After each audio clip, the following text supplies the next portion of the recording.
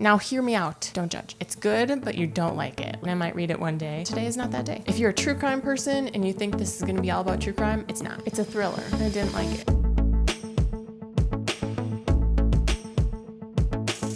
I moved into this house last fall, and now it is over 9 months later, and I still have not unpacked my 6 boxes of books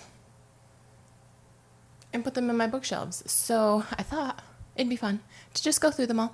And if you're new here, this is I'm Brain Healthy Back. I'm Rachel, and my content started out as talking about disordered eating and body image and healing from that, because I have a history of that. And I realized that it's important to acknowledge your struggle, but not necessarily dwell on it. And so I want to be an encouragement for anyone who is struggling with food and their body image. And part of that, and part of coming out of that, is still finding joy in things. And once the clouds part coming out of your storm, you find so much joy in the little things again. And one of those things for me is books and reading. And so these books are not necessarily the trendy new books, but they're books that I've read. And so some of them I'm going to keep and are going to stay on the shelves. Some of this is going to be an unhaul. We're going to donate them, and it'll be a recommendation list. So we have a mixture of genres, and we'll just start with one box. First on the list,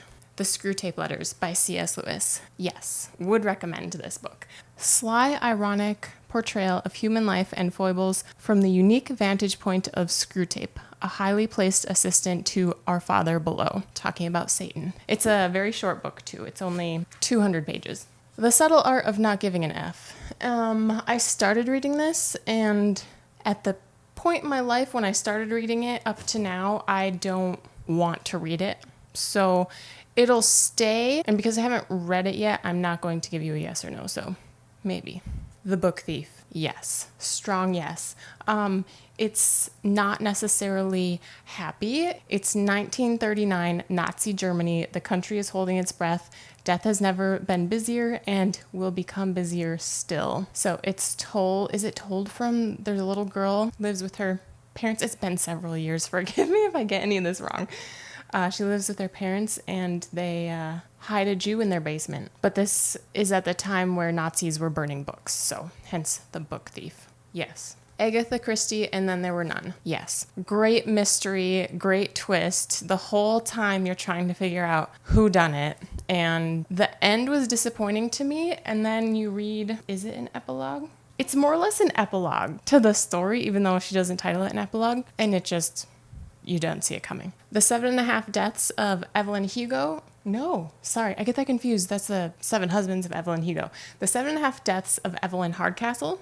Don't know, haven't read it yet, but keeping that one obviously. Inkheart. Yes. So this is a children's book. So as an adult reading it, I'm like, the main character is a little girl, and so she's acting as a little girl would. And sometimes you're frustrated, like, no, why are you doing that? This is part of a trilogy, I believe. I haven't read the rest of them because my godmother gave this to me when I was a lot younger, and I just read it like within the past 2 years. But you can read it by itself. Rabbit is Rich. No. So this one, I was part of a book club at work. This is part of a series, but I guess you can read it by itself. It did nothing for me. There's this middle-aged man. The time is 1979. He feels in good shape, ready to enjoy life at last until his son Nelson returns from the West, and the image of an old love pays a visit to his lot. New characters and old populate these scenes from Rabbit's middle age as he continues to pursue, in his erratic fashion, the rainbow of happiness. No. Pride and Prejudice. I bought this in middle school, and I've never read it. I tried reading it once, and it started off like a soap opera, and at that time I don't think I was mature enough to appreciate this book, so I'm gonna keep it. So yes, even though I haven't read it yet, because it's a classic, and I might be able to appreciate it now. And it's just kind of this it's this grippy texture. It's not leather, but it's like a silicone almost texture, and it's kind of cute. So at the same time, I bought Sense and Sensibility because, again, pretty turquoise with hot pink. Again, haven't read it, but I'm going to keep it. The House in the Cerulean Sea. Yes. Look at the pretty sprayed edges. Linus Baker is a by-the-book caseworker in the Department of Charge of Magical Youth, and he's put on assignment. He doesn't really have friends. He's kind of a loner, and he's sent out to this island where there's an orphanage of magical children, and there's found family, and it's cute. I'm going to keep it. Fahrenheit 451. Yes. It's kind of dystopian, futuristic. There are firemen in this book, and the main character is Guy Montag, and he's a fireman. So today, firemen put out fires. In this book, firemen start fires because they're burning books. Yes, would recommend. The Catcher in the Rye. No, not for me. Again, this was a book club read, even though, had I had it already? It's a classic by J.D. Salinger. The person who chose this book is they really like this book. And I had a hard time grasping The Catcher in the Rye, what the purpose was. And they explained it, like what's the meaning behind the title. And so I got it, but it just wasn't for me. Maybe if I reread it, having that understanding now, but I'm going to keep it because it's a classic, but it wasn't for me. Charles Dickens' Tale of Two Cities. I started this many, many years ago. I have a very little bit left. Again, I don't know if my reading level just wasn't mature enough for me to appreciate this. I was kind of getting it. It was hard for me to follow. I really didn't want to pick it up anymore. And like, I'm at this point in my life where if I read a quarter of a book, maybe a third of a book, and it hasn't pulled me in yet, I don't know if I want to waste my time reading the rest of it. So I'm going to keep it. Don't love it. Kitchen Confidential. This is about Anthony Bourdain. Adventures in the Culinary Underbelly. Very interesting. It's a no from me. This was a book club pick. I think I will donate this. A deliciously funny, delectably shocking banquet of wild but true tales of life in the culinary trade from Chef Anthony Bourdain, laying out his more than a quarter century of drugs, sex, and haute cuisine, now with all new, never before published material. Again, a book club pick. I didn't pick it. Interesting. Not a keep. Foundation. The Foundation novels by Isaac Asimov. I haven't read it. I started reading it once. I did not get very far into it. I was much younger. Again, this is dystopian. For 12,000 years, the Galactic Empire had ruled supreme. Now it is dying, but only Harry Seldon, creator of the revolutionary science of psychohistory, could see into the future, a dark age of ignorance, barbarism, and warfare that would last 30,000 years. And there's more, but I'm not going to keep reading.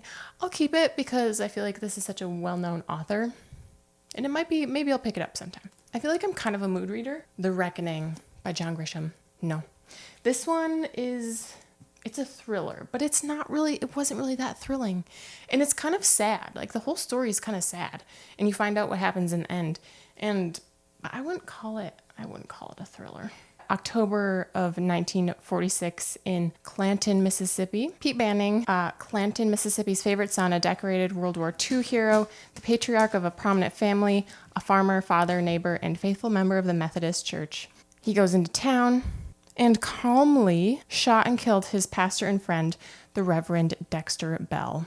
His only statement is, "I have nothing to say." I know that doesn't tell you much, but I would not recommend it. Another book club pick. So that is one box down. The Trial by Franz Kafka. Might be saying that wrong. Not really sure what this is about. I think I started it once. Again, I don't think my reading was to the level that would appreciate this. This was my English teacher was retiring and she was letting her students take any books home from her classroom because she said her husband wasn't letting her bring any more home. So this is one that I picked up. I think it's considered a classic. I haven't read it. What's it even about? See, there's not even a dust cover on it. Translated from German. I am not reading it in German.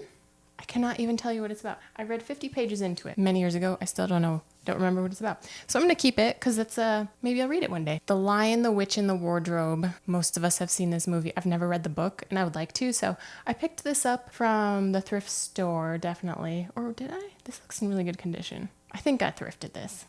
So yes, after saying I've never read it. The Secret Life of Bees. Yes. Great spring, summertime. There's a young girl. There's kind of a coming of age. She runs away from home, away from her father with their help, a black woman. And they end up at this estate that's run by black sisters. They have bees and there is tragedy and heartbreak and love, and usually not something that I would pick by myself, but I would recommend it. Again, it's a pretty short book. Well, it's 300 pages, but it's small 300 pages. The Brothers Grimm 101 Fairy Tales. So I've not read any of these. I'm a little scared because I'm a little bit of a scaredy cat sometimes. But if this is kind of the stuff you're into, maybe around spooky season, I don't know if I can recommend this or not. Again, I bought it at the same time as Pride and Prejudice and Sense and Sensibility. It has this like silicone cover on it. So this I'm going to keep. The Rape of Nanking. I am also kind of scared to read this because it's true. It's a true story. The Forgotten Holocaust of World War II. But it's a very well-known book, and I think it would be good to read it. In December 1937, the Japanese army swept into the ancient city of Nanking. Within weeks, more than 300,000 Chinese civilians and soldiers were systematically raped, tortured, and murdered, a death toll exceeding that of the atomic blasts of Hiroshima and Nagasaki combined. Using extensive interviews with survivors and newly discovered documents, Iris Chang has written the definitive history of this horrifying episode. I am going to keep this. I haven't read it yet. History is not always pretty. That doesn't mean we erase it. The Great Gatsby. Classic. I feel like this is a summertime read. I watched the new movie with Leonardo DiCaprio. It's not new, but it's the modern one. Again, I think it'd be good to read the book to see how it differs from the movie, but it's just not one that keeps me coming back to it. So I'm going to keep, don't know if I would recommend.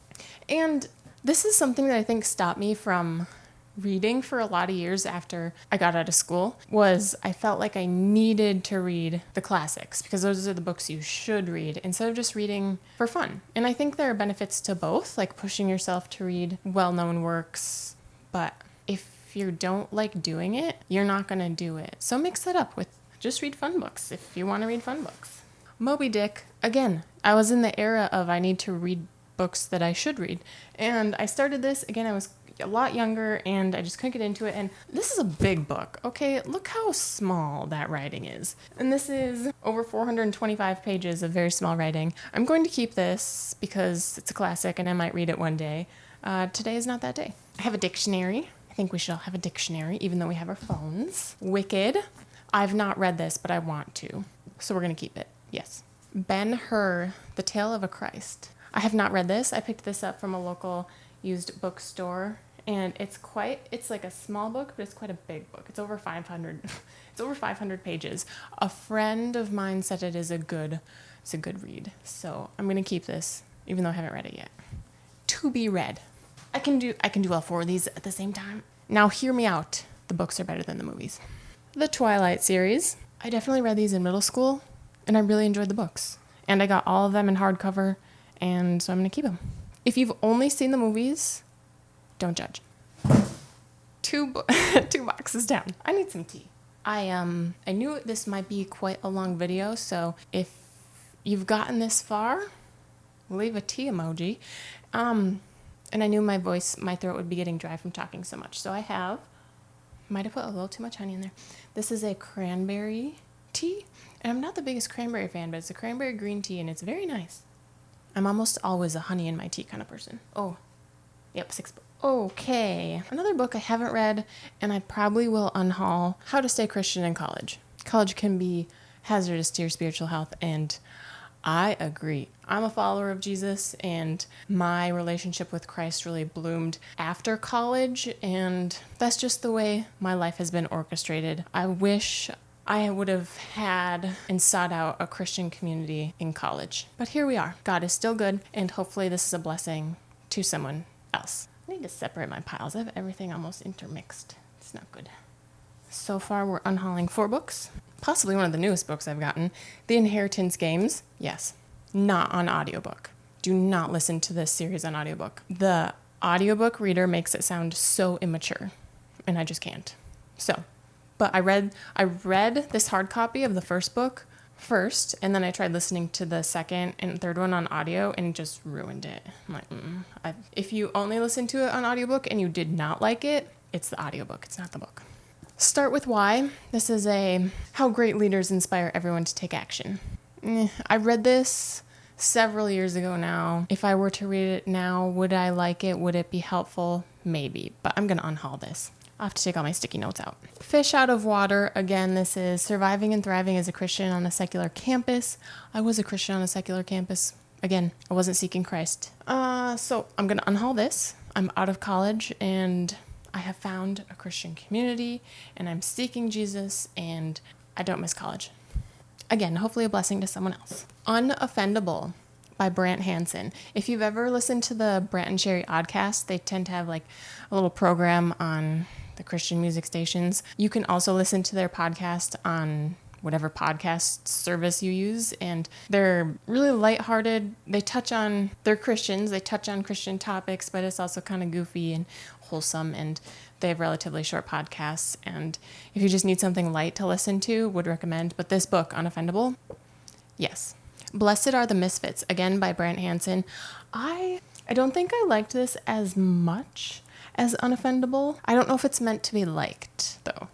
If modern church culture makes perfect sense to you and you always fit in seamlessly, don't read this. If I don't feel God's presence, is something wrong with me? What if I'm not good at talking to people about my faith or not good at talking to people at all? Am I a failure? What if I'm terrible at praying and even struggle to want to pray? What if say I'm a believer but actually feel like a spiritual imposter? If I struggle with depression, does that mean I've failed spiritually? I'm going to keep it. Yes. Hooked. Yes. The brain science on how casual sex affects human development. It's not just a fling. Keeping that. Which one of these is first? Again, these are like workbooks. No, I'm going to unhaul these. Crucial Accountability and Crucial Conversations. I think there are benefits. So like Crucial Conversations, tools for talking when stakes are high. I think it can be beneficial within work and within your personal life. And then Crucial Accountability, tools for resolving violated expectations, broken commitments, and bad behavior. So if you're a leader in your workplace, these may be beneficial to you. I'm not keeping them. You can always rent them from the library, borrow them from the library. Holy cow, I didn't know I had this book. Isaac's Storm. I've read another book by Eric Larson. What's this about? A Man, a Time, and the Deadliest Hurricane in History. Galveston, Texas, 1900. Oh, I think this is about before we had the warning systems that a hurricane was coming. And so it was devastating because people didn't leave. Isaac's Storm is the story of what can happen when human arrogance meets the uncontrollable force of nature. Haven't read, I'm going to keep. Unbroken. Yes. I have watched the first movie about the first Unbroken movie. There's a second one that gets into the beautiful point that's made at the end of this story where he comes to faith in Christ, and they leave that out of the first movie. It's been a while since I've seen the movie. The movie is very powerful. This book, again, one of those books that it's not like fun to read, but it's a good book. So I'm going to keep it. Might as well kind of tell you a little more about what it's about. So Louis Zamperini, he was a teenager. He was an incredible runner. He went to the Berlin Olympics, but in World War II, he became an airman. He crashed into the Pacific Ocean. He was found adrift, defying the odds, but he was a prisoner of war. Terrible, terrible conditions. Unbroken is an unforgettable testament to the resilience of the human mind, body, and spirit. Incredible. True story. The Loon Feather by Iola Fuller. So this was one, I was gifted this. I was like, yeah, that doesn't really seem like my cup of tea. And then I read it and I was like, yeah, this is a good book. Story of an Indian girl destined to grow up with the incompatible traditions of her own people and of the white traders on Mackinac Island. She learns French and gradually becomes bound to the world of her French stepfather. And then she has to make a choice between her two heritages. The Loon Feather is a story of universal appeal and one of the most popular books ever written about the conflict of alien people. So, like I said, I wouldn't have chosen it, but it's a good book. It looks like I didn't even read it, but I did, I promise. It's quite a big book, though. It has like this old school text to it. When was this written? I got this in 2014. Okay. Oh, it's old. Copyright 1940. Every 15 minutes. No. It's a thriller. I didn't like it. Enter the psychopath's mind. I plan everything, I set everyone in motion, and when the moment comes, I strike. I always win in the end. They never see me coming. Know why? Because I'm already there. Dr. Eric Parrish, a brilliant and caring psychiatrist who is chief of the psychiatry unit at Havemeyer General Hospital, has been unknowingly targeted by a sociopath. Eric already has his hands full. He has recently separated from his wife and is trying his best to be a single dad to his 7-year-old daughter, Hannah. Plus, his practice faces a new challenge in the form of a troubled teenage boy who harbors an obsessive crush on a girl. And I remember his therapy His office is in his home. Because of secrets that the boy divulges in his therapy session, Eric grows concerned for the girl's safety and finds himself embroiled in the dilemma that every psychiatrist dreads, the Tarasov issue, hopefully I'm saying that right, whether to report a potentially dangerous patient to the authorities. Just as Eric reaches his decision, the unimaginable happens and the game is on. Yeah, it just didn't do it for me. Death and croissants. So this is about, there's this inn owner, we're in Europe somewhere. Richard is a middle-aged Englishman who runs a B&B in the fictional Val de Follet in the Lorry Valley. Nothing ever happens to Richard, and that's why he likes it. Until someone shows up and they're crime solving, they're lay people crime solving, okay? It was fun, it was exciting until the very end where it wrapped up way too quick. Like, it was rushed to wrap up. It didn't really make the most sense. There's supposed to be, I think there's, Death and Fromage. It should be out now. Is the second book to this. So it was fun till the end. Do I keep it? We'll keep it for now. The Know-It-All. No. This is one man's humble quest to become the smartest person in the world. A.J. Jacobs. It's based on a true part memoir and part education, or lack thereof. He reads the entire Encyclopedia Britannica from A to Z. And it goes like word to word.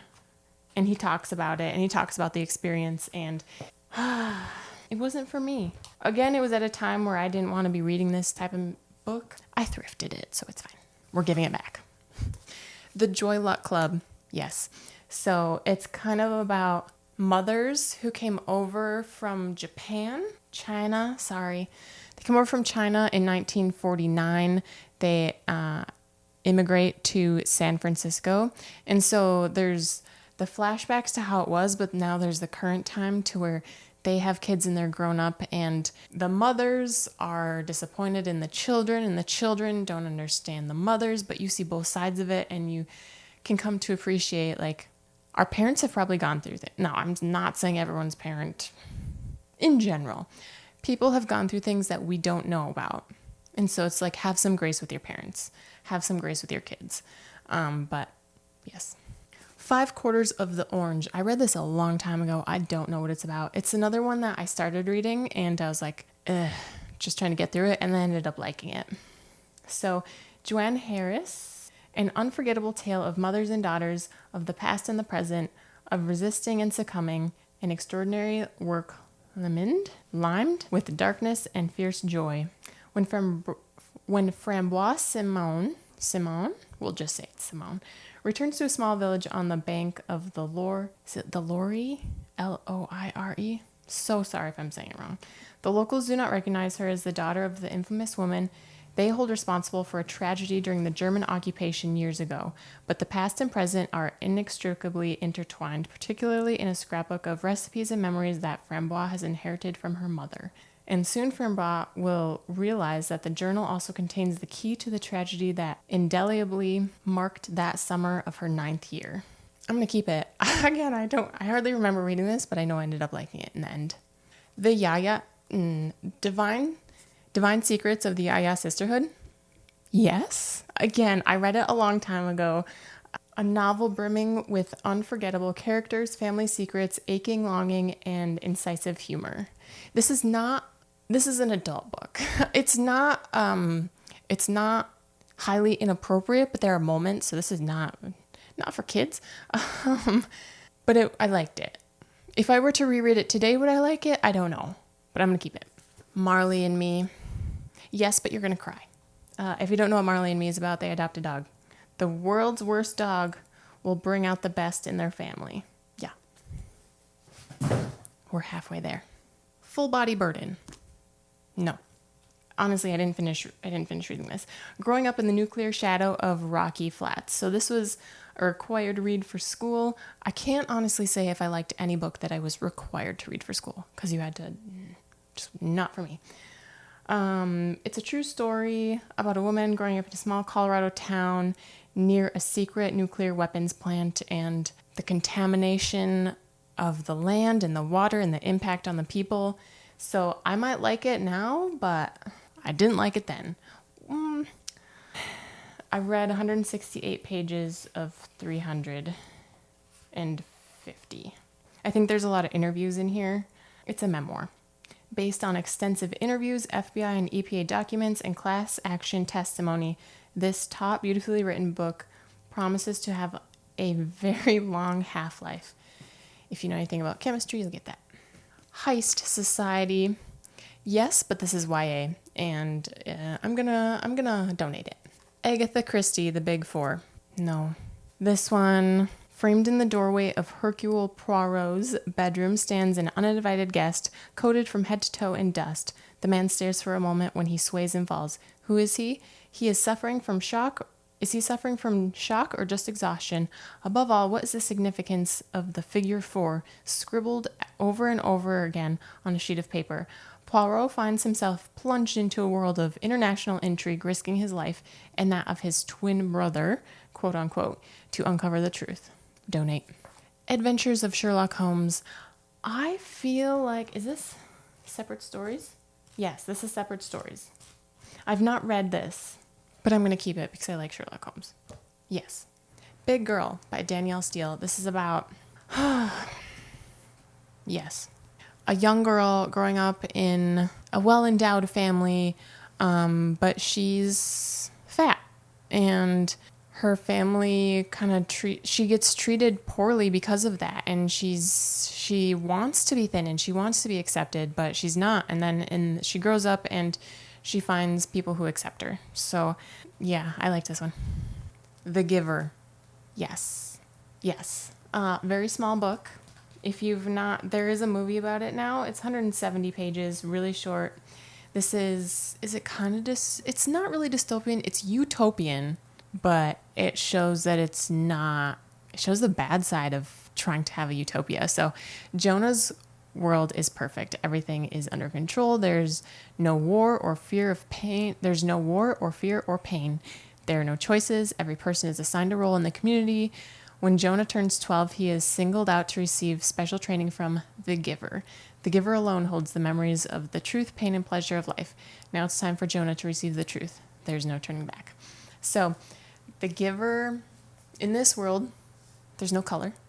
I don't know if there's music. Everyone rides a bike. There's a father and mother, and each family unit has a boy and a girl, and the sick are euthanized, the imperfect are euthanized. There are specific mothers, like that's your job, you give birth. It's very, if you just look at the surface level, yeah, it seems perfect. But then there's the Giver, who has all the old memories. He knows music, and he can see color and all of the wonderful and horrible things of life. Like he himself, one person, but this is just a community. This isn't the entire world. So yes. Uncle Tom's Cabin. Yes. Again, this was hard for me to get through. It was a book club book. Book club dissolved and ended up reading the last of it on my own. Not necessarily fun to read, but it's Uncle Tom's ability to keep up his spirit in the hardest of times. So this is, Uncle Tom was a slave, and so it's set in the U.S. during the time of slavery. In a nation divided on the slavery equation, it had the profound effect of defining, calling dramatic attention to the issues involved. So that's why it was written. It was, what do you call a piece that's written to prove a point? I don't know. Bridget Jones, The Edge of Reason. Yes, I liked this, but I'm going to unhaul it. Ayn Rand, Anthem. I've not read it yet. I can't recommend it. I want to read Atlas Shrugged, but I haven't read that either yet. So we're going to keep this. The Poisonwood Bible by Barbara Kingsolver. No, not for me. Nathan Price, a fierce evangelical Baptist who takes his family and mission to the Belgian Congo in 1959.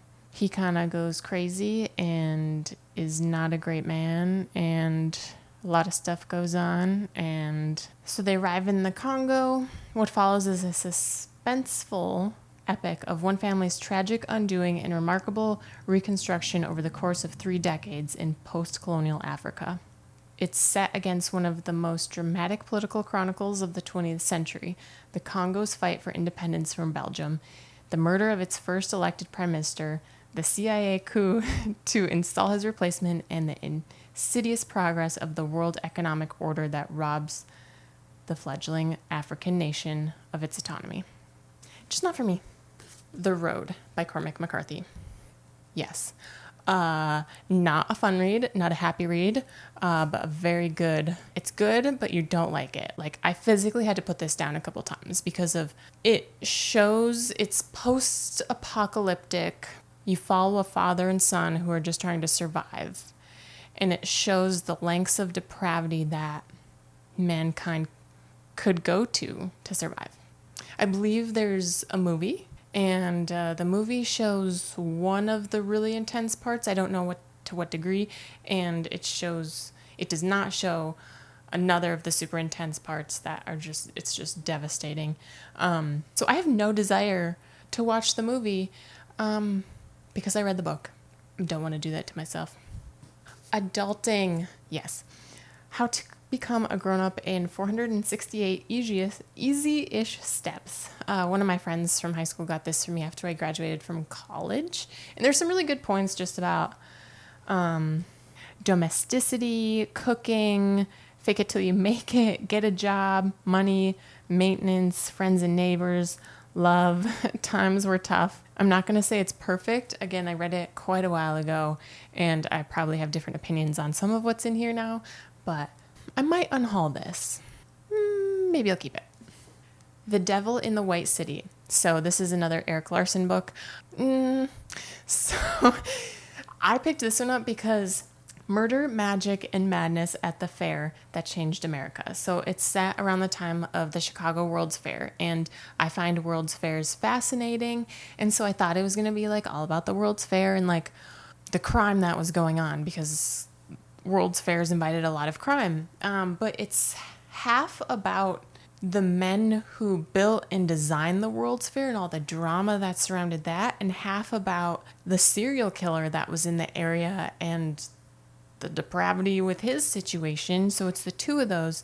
So I kind of went into it expecting one thing, and I got a lot of not what I was expecting. So it was interesting, but I think maybe I didn't read the back. So bringing Chicago circa 1893 to vivid life, Eric Larson's spellbinding bestseller intertwines the true tale of two men: the brilliant architect behind the legendary 1893 World's Fair, striving to secure America's place in the world, and the cunning serial killer who used the fair to lure his victims to their death. Combining meticulous research with nail-biting storytelling, Eric Larson has crafted a narrative with all the wonder of newly discovered history and the thrills of the best fiction. I thought it was going to be more of a drama, and it's a little more of like history. I wanted more drama, less history. So I'm going to keep it, but you really have to like this, like history. If you're a true crime person and you think this is going to be all about true crime, it's not. So you'd probably be disappointed. But if you also really like history, you might like this. Two more book boxes to go. The Jane Austen Book Club. No. And maybe because I haven't read any Jane Austen books that I couldn't really appreciate it. It's kind of like is it a rom-com? It's kind of a rom-com. Yeah, I think it's just because I couldn't relate. Like, I wanted to like it so bad. So we're gonna donate it. Unfortunately, because I like the look of the book. But we need to make room, because we're definitely gonna get more books at some point. The Hunger Games. Let me tell you something. I don't remember if I read this book. I am pretty sure that I did, and I'm pretty sure that I liked it, because I think I watched the movie, but the movie isn't really sticking with me either. So again, I think this is one of the things where, like, I liked the book. I don't desire to watch the movie because it's like stressful. And when you're reading a book, you can put a book down. You can bite off little pieces and chew on it. Whereas a movie, you're supposed to sit and watch the whole thing. And sometimes when it's unhappy, I don't want to sit and watch something that's kind of unhappy for a long time. So, yes. The Girl on the Train. Yes. So this is a thriller. Girl on the train. She's going past. She sees something sus. So she goes to investigate. You know what happens when people go to investigate suspicious things. Every day, Rachel, not me, takes the same commuter train every morning and night. Every day she rattles down the track, flashes past a stretch of cozy suburban homes, and stops at the signal to allow her daily watch allows her to daily watch the same couple breakfasting on their deck. She looks forward to it. She even started to feel like she knows them. Jess and Jason, she calls them. Their life as she sees it is perfect, not unlike the life she recently lost. And then she sees something shocking. It's only a minute when the train moves on, but it's enough. Now everything's changed. Unable to keep it to herself, Rachel goes to the police, but is she really as unreliable as they say? Soon she is deeply entangled, not only in the investigation, but in the lives of everyone involved. Has she done more harm than good? Frankenstein. No. I guess it's not what I expected. Again, it's a classic. It was gifted to me. It's a very short book. I think, again, I went in with different expectations of what I was going to get out of it. I'm going to keep it because I like to keep classics. It's a romanticizing books kind of thing. So, no, but we're going to keep it. Suzanne's Children, a daring rescue in Nazi Paris. This was gifted to me. I have not read it yet, but I'm going to keep it. It's just one of those that you know it's going to be sad and it's going to break your heart. Sometimes you just got to do it. The Unabridged Devil's Dictionary. So I think it's just the Devil's Dictionary, but it's unabridged. When I get classics, I want to have unabridged versions because some of the classic books were banned at some point, and I don't want to get a version where someone cut something out that wasn't politically correct or whatever, because that was kind of the point of the book. So, The Devil's Dictionary, I have not read it, but I'm going to keep it because I want to read it. A Prayer for Owen Meany. I don't know what this is about. I think I also pulled this off of my English teacher's bookshelf. I don't know what it's about. I'll read the chapter titles.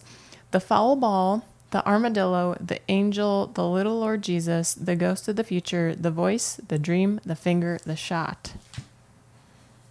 Okay. Actually, I want to go back to the Abridged Devil's Dictionary and tell you what it's about. If only we could put aside our civil pose and say what we really thought, the world would be a lot like the one alluded to in the Unabridged Devil's Dictionary. There, a bore is a person who talks when you wish him to listen, and happiness is an agreeable sensation arising from contemplating the misery of another.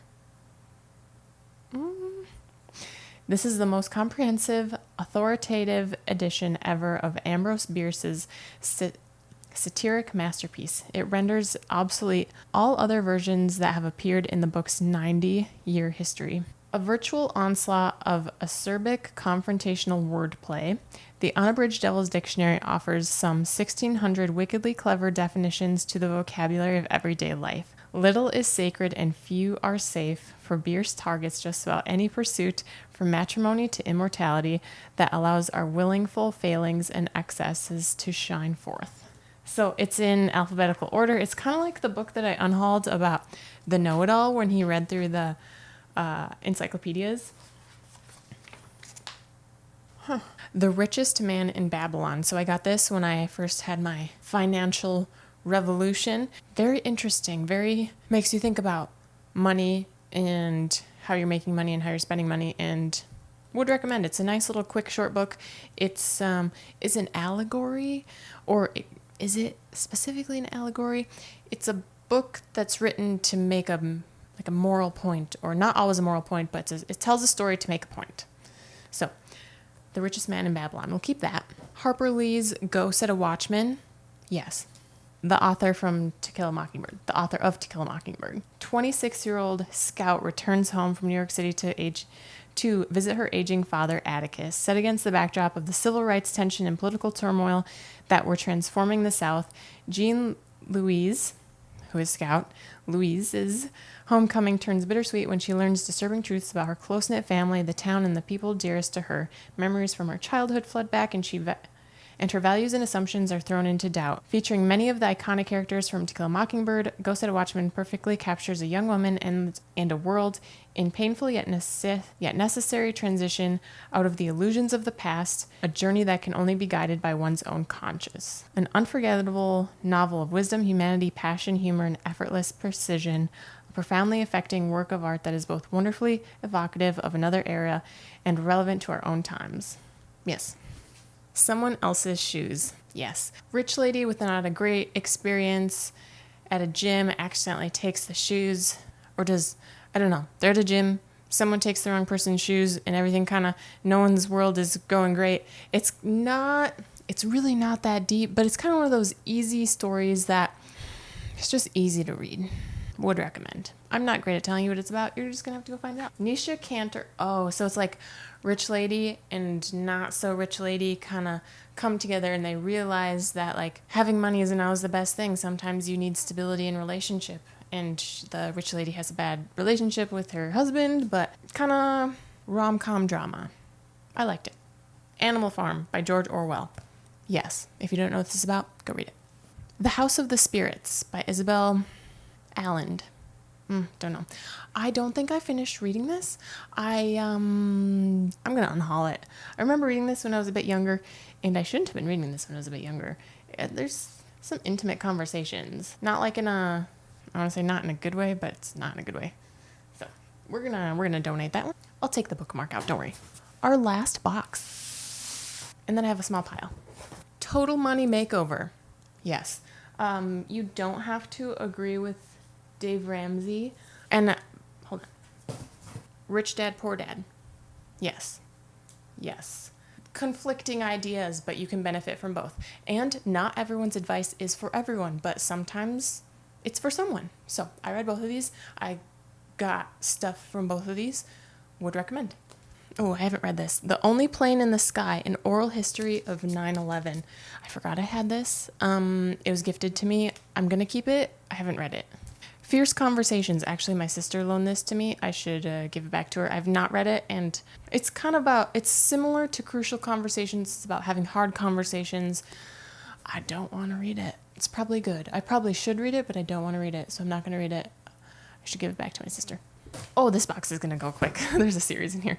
The Mysterious Benedict Society. Yes. Yes. This is a children's series, but it's a big book. This first one is almost 500 pages. It's wholesome. It's fun. It's creative. It's witty. It's about these children who kind of don't have families, don't have good relationship with their families. They kind of don't belong, but they're incredibly intelligent in their own ways, and this gentleman like brings them all together and sends them out on this mission that's actually kind of dangerous, but they figure it out, and it's just, there's found family, and I think there's 5 books in this series. I listened to the second one on audiobook, and I missed out on so much listening to this one. It's one that I would read the second one a hard copy. Yeah, so yes. I'm not going to take them all out because there's 7 of them, but the Harry Potter series, I grew up with this. I read it because I felt like I needed to read it. My sisters had read it and my classmates were reading it, so I'm like, I have to read it. And so I feel like I just read it to read it, and I would like to reread it because, there's so much that the movies miss out on and stuff that they change. Can we talk about Nagini not being put in her protective bubble in the movie? That's a sticking point for me. Yeah, so I bought all these from a discount bookstore. 7 books were, what was it? Was it 6? It was the devil's number. It was $66.60 or something. It was, I'm like, Lord, are you sending me a message?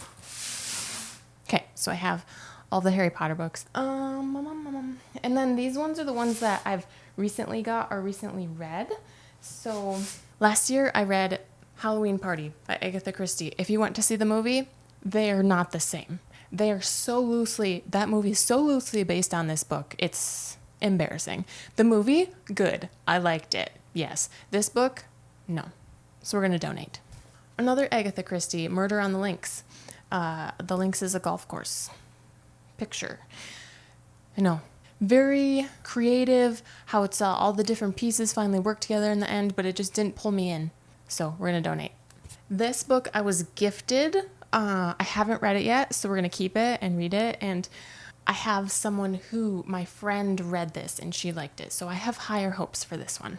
Ordinary Monsters. Yes, but I haven't finished it. I started reading this last fall during spooky season, and I got busy, I moved, and I never finished it, so I've been slowly making my way through it, and it's quite a big book. It's over 625 pages.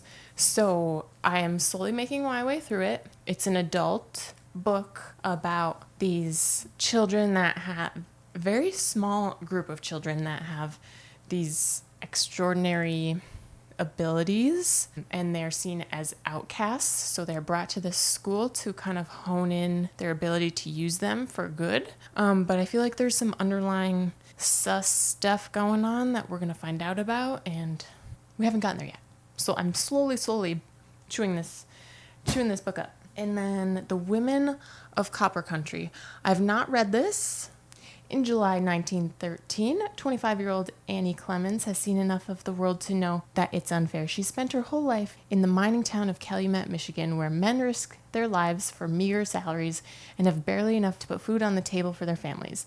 The women labor in the houses of the elite and send their husbands and sons deep underground each day, dreading the fateful call from the company man telling them their loved ones aren't coming home.